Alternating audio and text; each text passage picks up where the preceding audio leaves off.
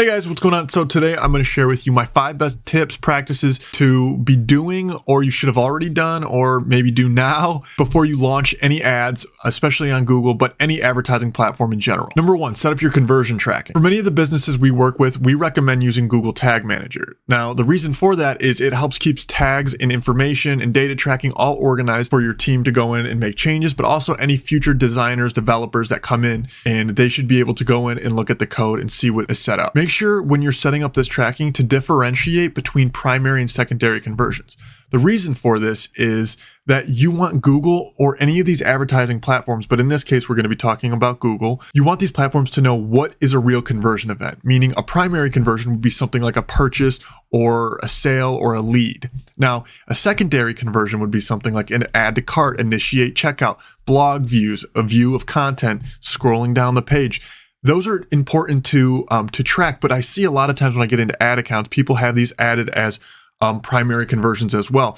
And you don't want your ad platforms to optimize off that. You want them to optimize off of the end goal, the main goal of the entire campaign, right? Generate a sale or a lead. If you do those two things right, you will be a lot better off tracking, and long term, these AI platforms will be able to optimize around it. Number 2, know your keyword search volume and impression share. Make sure you're always checking on where your max impression share is at. Now, this figure is actually represented as a percentage. For example, if you were selling toasters and you were ranking on a keyword, best toasters in the world, and that was converting at a really great rate, but your search impression share number was at 50%.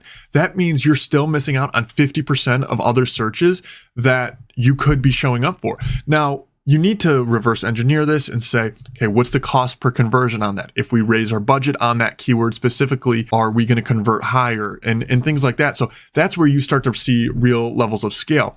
Oftentimes what I see businesses do is they're converting on a keyword, it's going well, but they don't know how to measure, well, how much more opportunity is left on those keywords. So I really recommend you find the ability, or take the time, I should say, to look into your keywords, look at your top performers, and before you try to expand and try other industries or other affinity markets, that you would max out what's already working for you by measuring the search impression share metric. Number 3, consider how you're doing your retargeting strategy. One of my favorite ways to do this through Google is with dynamic search ads. These are highly effective, and I think they're going to continue to be highly effective in the future. You can add things like a past customer list, or just sync up Google Analytics GA4 property, which I would recommend doing, and then target that list of people, because the dynamic search ads dynamically create an ad based on what that user is searching. So if it says, hey, I know because you uploaded this list, or because I already know you've come to my website, I can essentially follow you around and create ads that make sense for what you're looking for as it relates to the business or,